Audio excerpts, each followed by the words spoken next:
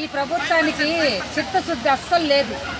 కళ్ళుండి మూసుకుపోయింది, చెవులుండి మూసుకుపోయింది, నోరుండి మూసుకుపోయింది. మూగ ప్రభుత్వం అయిపోయింది. ఎందుకంటే ఎన్ని రకాలుగా మమ్మల్ని భయభ్రాంతులు గురి చేసినా వీళ్ళు బెదరలేదే, చెదిరిపోలేదే. అట్లని మనసులో పెట్టుకొని ఈరోజు మాకే ఐకమత్యం లేకుండా సెంట్రల్ తెరిచే వాళ్ళు తెరుచుకుంటూ భయభ్రాంతులు గురయ్యి అనుక్షణము మమ్మల్ని మా మీద ఫోకస్ పెడుతుంది ప్రభుత్వం.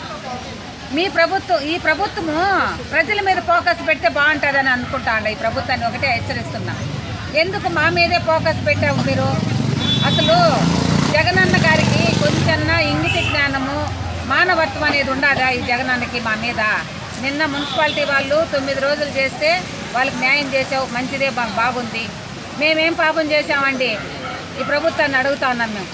అసలు మాకే యూనిటీ లేకుండా అసలు విద్యా బోధన ఎంత ప్రాముఖ్యత, దానికి చాలా ప్రాముఖ్యత ఇస్తూ ఉన్నది ఈ ప్రభుత్వం. అంటే మేము విద్యా బోధన పిల్లలకి అందించడం లేదా? అసలు బాలింతలు, గర్భవతులు ఈరోజు రోడ్డును పడిపోయినారు అని జాలి, దయ అన్నీ ఉండదే మీకు? ఈరోజు మేము కూడా వాళ్ళల్లో కూడా బాలింతలు, గర్భవతులు పిల్లలు పెట్టుకొని ఉన్నామే, మేము రోడ్డును పడి ఉన్నామే. కాబట్టి మమ్మల్ని ఏ విధంగా అయినా మమ్మల్ని లాక్కొని వచ్చి సెంటర్లో కూర్చోబెట్టాలని పన్నాగాలు పండుతున్నారు. అయితే అంత బాధ ఉండేటప్పుడు ప్రభుత్వంకి ఈ ప్రజల మీద జాలి, దయ ఉండేటప్పుడు మేము అడిగిన డిమాండ్స్ని జీవో రూపంలో రాబట్టి తర్వాత వేతనం పెంచమనేసి అంటే కనీసం ₹1 కూడా పెన్షన్, ₹1 కూడా పెన్షన్ అనేసి సవాల్ చేస్తూ ఉంటే అసలు ఈ ప్రభుత్వానికి ఎంత మొండి వైఖరి ఉండదంటే అర్థం కావడం లేదు. అసలు మాకే గొడవలు పెడుతూ మాకే మా అధికారుల దగ్గర యూనిటీ లేకుండా మేమే సెంటర్లు తెరుచుకుంటూ చీల్చి విభజించి పాలిస్తూ ఉంటారు ఇప్పుడు అంగన్వాడీ ఐక్యతని, వ్యవస్థని. అసలు చిత్తశుద్ధి అనేది ఉంటే ఈ ప్రభుత్వానికి కనీసం ఆడవాళ్ళని కూడా తెలియకుండా లాఠీలు ఛార్జీ చేపించారు, దుశ్శాసన పరిపాలించారు. తర్వాత లాస్ట్కి మా మీద ఎస్మా జీవో నెంబర్ 2ని తీసుకొచ్చారు. ఇంకా ఎన్ని బ్రహ్మాస్త్రం వేశారు, పిచ్చుక మీద బ్రహ్మాస్త్రం వేశారు. అసలు ఈరోజు 31వ రోజుకి మా అంగన్వాడీ సమ్మె చేరుకునింది. అయినా కూడా ఈ మొండి ప్రభుత్వం అనేది ఇంతవరకు దిగి రాలేదు.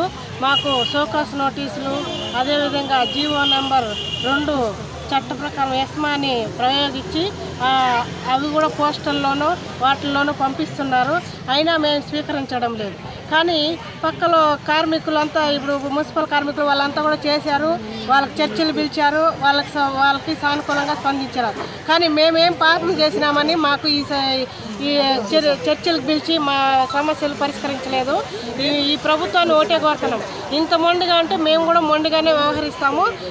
ఎన్ని దినాలు జరుగుతుందో కూడా కొనసాగనివ్వండి, దీంట్లో తగ్గేదంటూ ఏమీ లేదు. నమస్కారాలు. మేము ఈరోజు 31వ రోజు సమ్మె జరుపుకుంటున్నాము.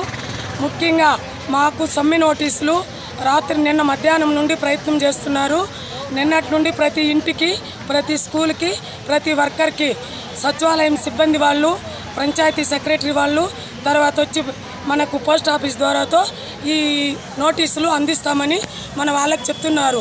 ముఖ్యంగా ఈ 31 రోజు ధర్నా చేస్తూ మేము ప్రభుత్వం దృష్టికి ఇంతవరకు పోవడం లేదు. మన జగనన్న ఇంతకు ముందే చెప్పాడు, మా అమ్మ తల్లి, మా అక్క తల్లి, మా చెల్లెల తల్లి, మీరు పక్క రాష్ట్రంలో ఇచ్చేదానికన్నా మేము ₹1000 అంగన్వాడీ టీచర్లకు అదనంగా పెంచుతామని హామీ ఇచ్చాడు. ఈరోజు మమ్మల్ని ఇంతకుముందు ప్రభుత్వం వాళ్ళు కూడా ఎస్మా 2 జీవో నెంబర్ 2ను అంగన్వాడీల మీద ప్రయోగించినారు. ఇది మేము ఎవరు తీసుకోలేదు కాబట్టి, దాని గురించి మేమేం చేయలేదు కాబట్టి మళ్ళా అందరికీ మెమోలు ఇవ్వడం జరిగింది. ఈ మెమోలు కూడా మేము ఎవరు తీసుకోము. మాకు శాలరీస్ 26,000 పెంచాలా ఖచ్చితంగా. రిటైర్మెంట్ బెనిఫిట్ 5 లక్షలు ఇవ్వాలా, గ్రాట్యుటీ 5 లక్షలు ఇవ్వాలా, మినీ వాళ్ళని మెయిన్ చేయాలా. అన్నీ మాకు మేము అనుకున్నవన్నీ చేసే వరకు ఈ సమ్మె ఖచ్చితంగా కొనసాగుతుందని మేము తెలియజేస్తున్నాం.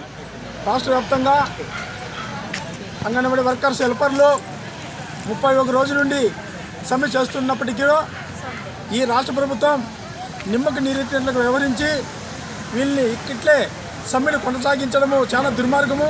ఎందుకంటే నేను ఒకటి అడుగుతున్నాను, మీరు ప్రజాస్వామ్యంలో ఉన్నారా లేదా? పరిపాలనలో ఉన్నారా లేదా? రాజ్యాంగ హక్కులను మీరు అవలంబిస్తున్నారా, పాటిస్తున్నారా లేదా? మీరు ఇవన్నీ చేసేటట్లుంటే ఖచ్చితంగా ఈ నాలుగిట్లలో ఏ ఒక్క కోశాన ఏ ఒక్క దాంతోన మన మా మా అంగన్వాడీ వర్కర్లు హెల్పర్లు హక్కులు లేవా అని మేము అడుగుతున్నాం. ఎందుకంటే మీరు ప్రజాస్వామ్యంలో లేరు, రాజ్యాంగాన్ని అమలుపరచలేదు, మీరు కనీసము మీరు పరిపాలనలో కూడా లేరు అని చెప్పేసి తేటతెల్లమవుతున్నది. ఖచ్చితంగా 31 రోజు అవుతున్నా ఈరోజు మీరు వాళ్ళకి షోకాజ్ నోటీసులు ఇవ్వడము, భయభ్రాంతులకు గురి చేయడము, ఏంది ఈ పరిపాలన, ఏంది ఈ ప్రభుత్వము, ఈ ప్రభుత్వ పాలన ప్రజాస్వామ్యంలో ఉన్నదా లేదు ఇంకెక్కడన్నా ఉన్నదా అని చెప్పేసి కూడా మాకు అనుమానాలు వ్యక్తమవుతున్నాయి. అసలుకి మీరు ప్రజా పరిపాలనలో ఉంటే ఖచ్చితంగా వీళ్ళు 31 రోజుల నుంచి మా వాళ్ళు ఆకలి కేకలతో అలమటిస్తుంటే కనికరం లేకుండా కర్కోశంగా రాక్షసులాగా వ్యవహరించడం ఏంది? సజ్జల రామకృష్ణారెడ్డి గారు అంటారు మీ 1,00,000 ఓట్లు మాకు అవసరమే లేదని. ఇంకెక్కడి నుంచి వస్తాయి 1,00,000 ఓట్లు? ఎవరు వేస్తారు మీకు? మా మిత్రుడు అన్నట్లు ఇసుకలోనా లేదా ఇంకేమైనా మట్టి అమ్ముకునే దాంతోనా?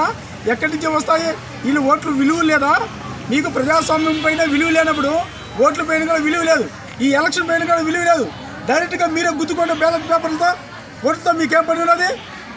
ఈరోజు అంగన్వాడీ వర్కర్లు హెల్పర్లు ఓట్లు వద్దంటున్నారు, రేపు ప్రజలు ఓట్లే వద్దంటారు. ఇంకెక్కడి నుంచి చేస్తారు మీరు ఓట్లు? దొంగ ఓట్లు గుచ్చుకొని రాజ్యం వెళ్ళాలనుకుంటున్నారా? దీన్ని పక్కన పెట్టి ఖచ్చితంగా మా వాళ్ళు అడుగుతున్న కనీస వేతనాలు, గ్రాట్యుటీ కనీసము మీ ప్రభుత్వానికి సుప్రీంకోర్టు ముట్టికాయ వేసినా కూడా ఇంతవరకు చలనం రాలేదంటే దాన్ని ఏమనాలి? ఏం ప్రశ్నించాలి? కోర్టుల పైన మీకు నమ్మకాలు లేవా? విశ్వాసం లేదా? కోర్టులు ఏమన్నా కబడ్డీ ఆడే లాంటి వాళ్ళు క్రికెట్ మ్యాచింగ్లో అనుకుంటున్నారా? న్యాయస్థానాలు అన్ని విధాలు ఆలోచిస్తారు. ఏది మంచి ఏది చెడ్డ, ఎవరు బలి అయిపోతున్నారు, ఎవరు బలి చేస్తున్నారు అనే దానిపైన గుర్తించి ఈరోజు అంగన్వాడీ వాళ్ళకి గ్రాట్యుటీ, కనీస వేతనము ప్రభుత్వ ఉద్యోగులకు గుర్తించాలని చెప్పేసి కేంద్ర ప్రభుత్వానికి అదేవిధంగా రాష్ట్ర ప్రభుత్వాలకి ఆదేశాలు ఇచ్చినప్పుడు కూడా ఇంతవరకు మీరు స్పందన రాలేదంటే మిమ్మల్ని ఏమనాలి అని చెప్పేసి కూడా మేము భావిస్తున్నాము. ఖచ్చితంగా జగన్మోహన్ రెడ్డి గారి ప్రభుత్వము స్పందించి వెంటనే ఈ రోజుల సాయంత్రం లోపల ఏదో ఒకటి తేల్చాలని చెప్పేసి కూడా జాతీయ మానవ హక్కులు మరియు అవినీతి నిర్మూలన సంస్థ ద్వారా మేము ప్రభుత్వాన్ని డిమాండ్ చేస్తున్నాం.